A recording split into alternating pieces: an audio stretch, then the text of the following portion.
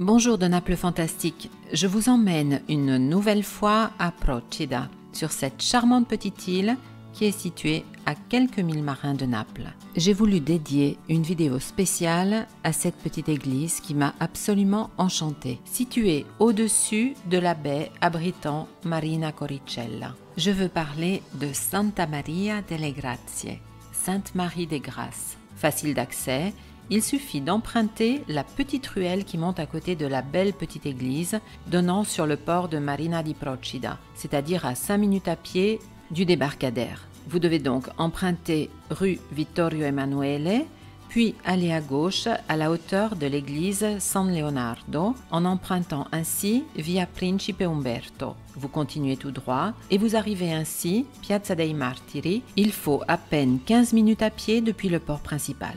La place, la Piazza dei Martiri, fut en 1799 le théâtre de la pendaison de 12 habitants de Procida à cause de la répression contre la République napolitaine. Le lieu où s'élève le sanctuaire actuel était appelé Semmarezio, qui dérive de Santa Maria. À son emplacement, en 1521, fut édifiée une chapelle dédiée à la Vierge des Grâces.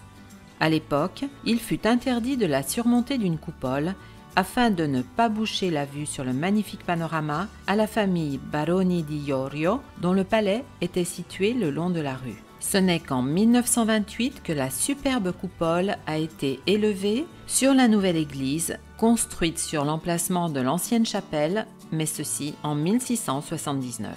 L'église, comme on le remarque, est de style baroque et elle a la forme d'une croix grecque. En entrant sur la gauche, je vous conseille d'accéder à la sacristie dont le vestiaire, restauré il y a quelques années, est l'un des témoins de l'art sorentin de la marqueterie. La décoration de la coupole, qui remonte donc au début du XXe siècle, représente le ciel et la mer, dont évidemment Marina Coricella. Dans la petite église sont présents 4 autels. Sur la droite, l'autel du crucifix, en face à gauche, celui de Saint-Joseph.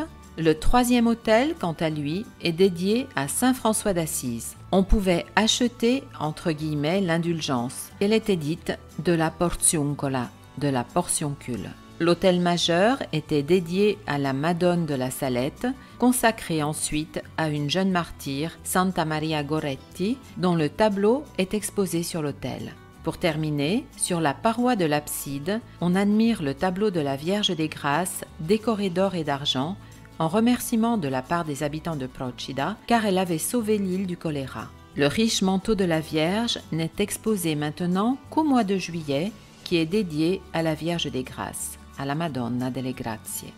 En 1925, l'église est devenue une paroisse et elle a été élevée au rang de sanctuaire marial.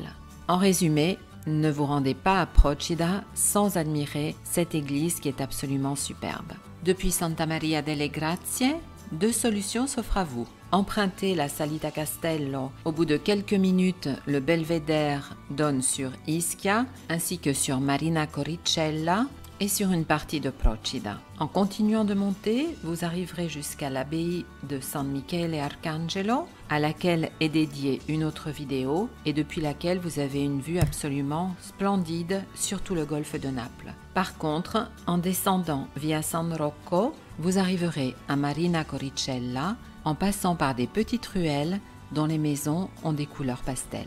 Je vous remercie pour votre attention, je vous invite à ajouter des commentaires si vous le voulez, cela me fait plaisir évidemment, et je vous invite aussi à vous inscrire à ma chaîne YouTube Naples Fantastique, sans oublier d'activer la petite cloche afin de recevoir toutes les notifications. Parlez de mon site et de ma chaîne avec vos amis, naplefantastique.com, et partagez sans modération.